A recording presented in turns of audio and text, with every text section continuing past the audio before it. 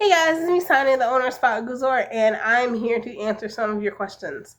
So, one of the questions that I had was, what should I expect postpartum in a hospital?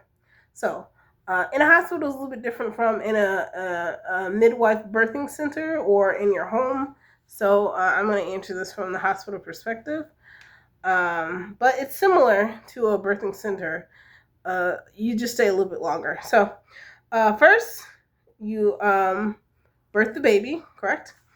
And then usually you can request to have skin to skin. Now, most hospitals will do skin to skin now. Back in the day, they didn't really do skin to skin like that. They didn't see the benefits, but now they see the benefits. One of the benefits of skin to skin is that it regulates your baby's temperature. I don't know if you know it, but you're pretty warm.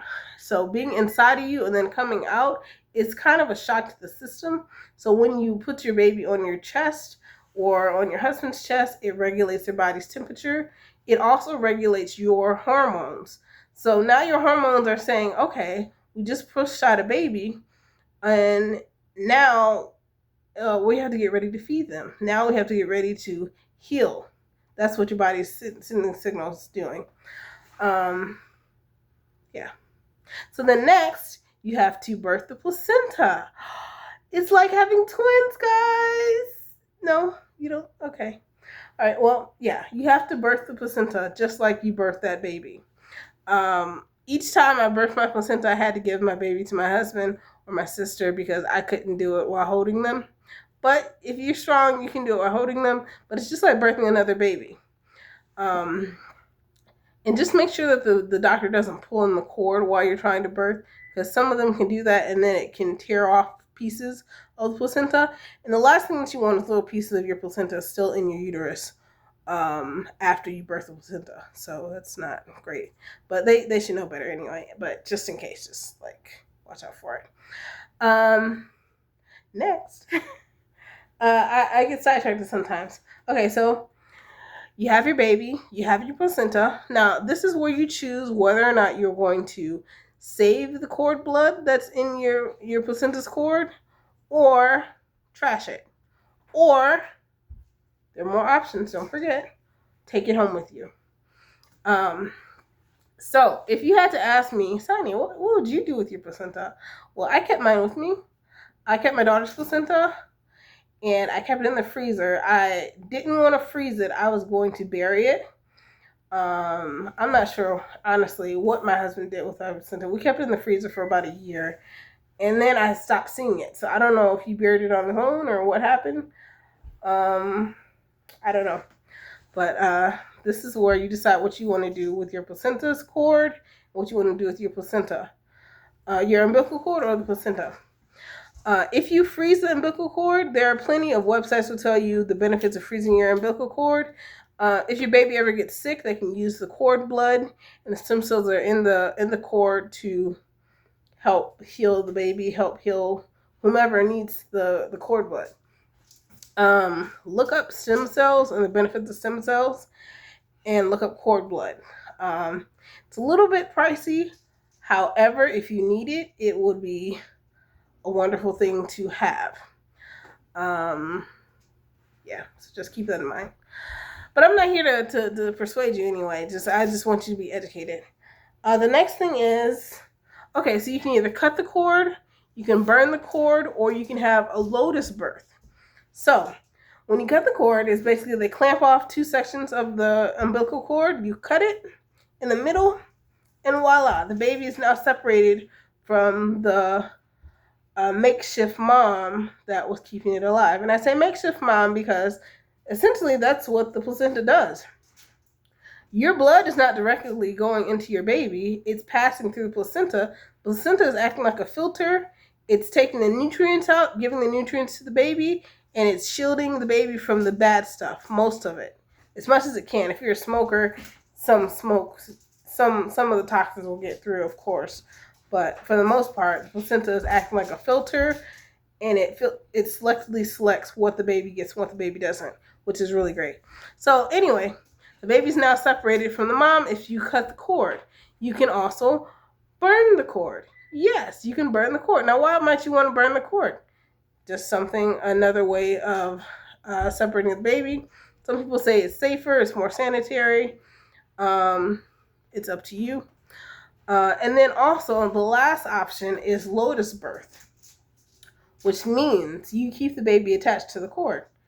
Yep, you do that. You may say, well, why would I do that? Well, what did I just say was in the cord? Stem cells. So these stem cells are great. So stem cells stem cells are cells without a job. So all the cells in your body right now, if you're my age or older, or even my kid's age or older, the cells have a specific job. For instance, if you take a cell out of my eye, no matter where you put it in my body, it will still be an eye cell. And it will function as an eye cell unless it's somewhere it's not supposed to be. Then it will stop functioning, it will just die, and then the body reabsorb it. But it will always be an eye cell. The cells in my skin will always be a skin cell. But a stem cell is different. A stem cell can be any cell that you want it to be, which is awesome. It's like a cell with a superpower. So let's say you have cancer, or you have a vitiligo or something of that sort, or you have some sort of disease. That stem cell can now replace the bad cells that you have in your body. Now, I'm not a doctor, I'm not a scientist. I'm a massage therapist and a doula. So if you want to look into stem cells, you can look it up. But the benefits of leaving the placenta attached is so that the baby can receive its stem cells, as many as possible, because as long as that placenta is pulsating, the blood and stem cells are going to your baby, and that means that they're more likely to stay healthy and less likely to get sick.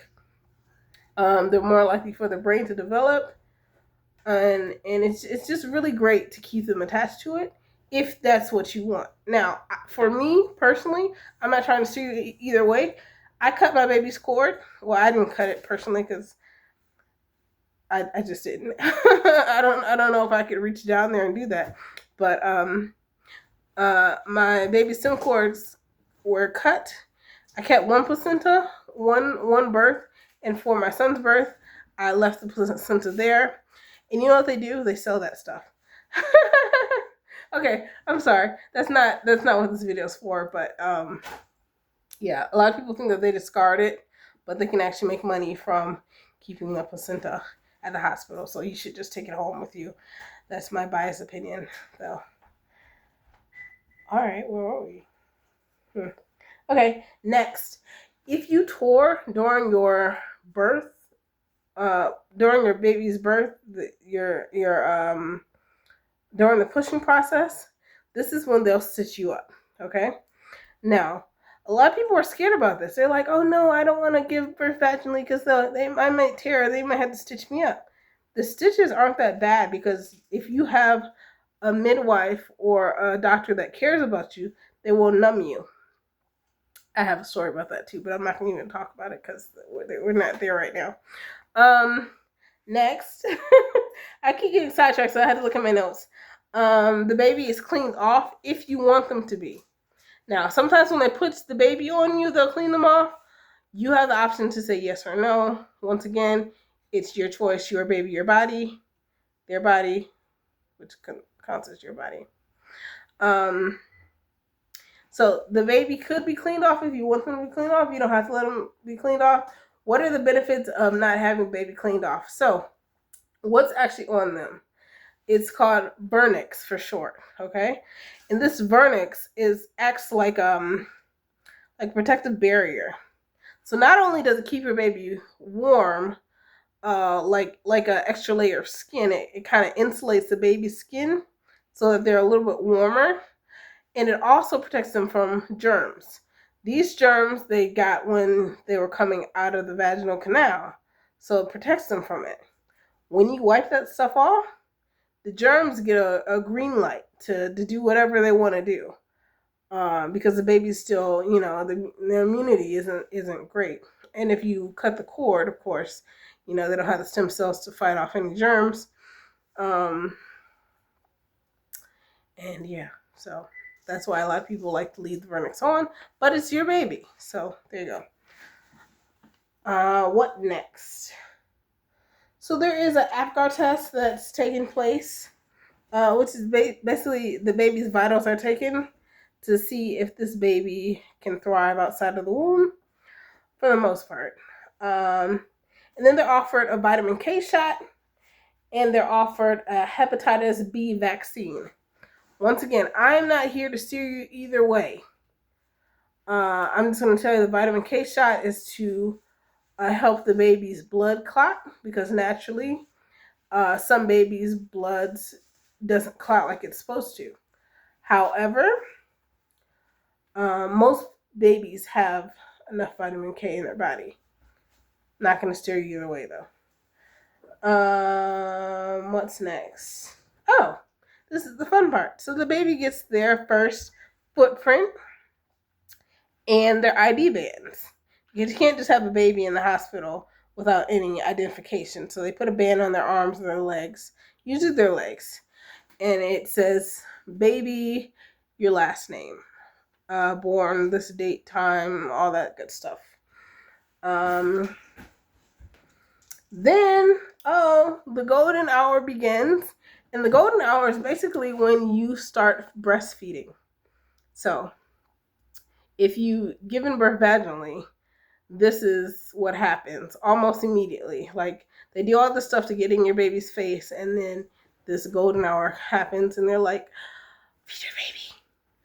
And you may be saying, well, there's nothing coming out. But even a drop is enough for your baby.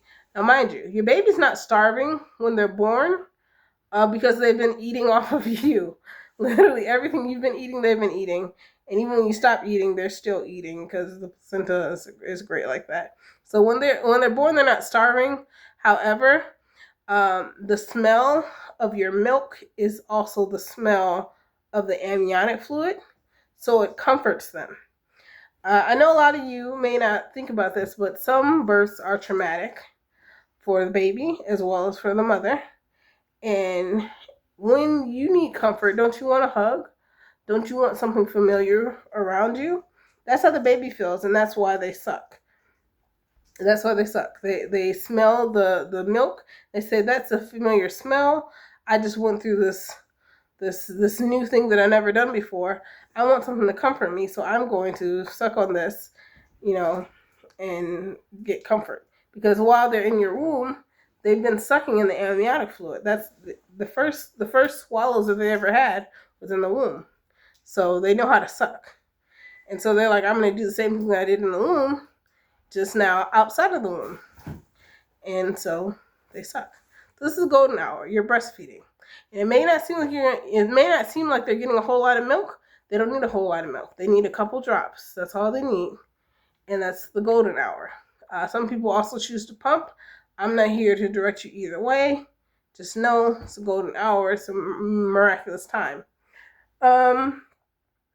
Fast forward.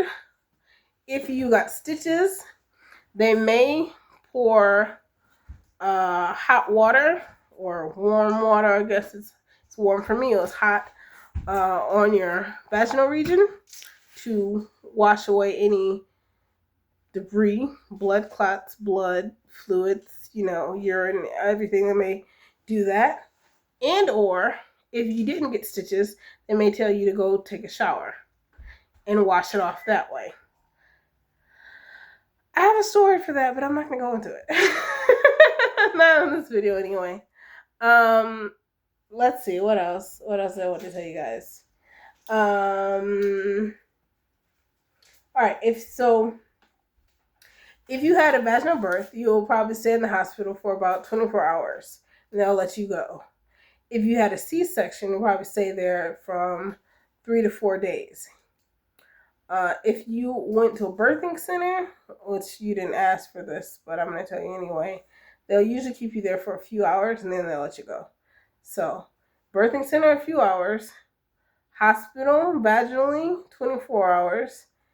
You could stay longer if you want, but usually they try to kick you out, so 24 hours. C-section, 3 to 4 days. Maybe longer. It just depends on you, I guess. What else? Okay, and so this is important. So I wrote this down because I didn't want to forget anything in this one. So before you're discharged, they have the newborn screenings. They have the newborn exams. They have, if you have a boy, they will circumcise him if you want him circumcised.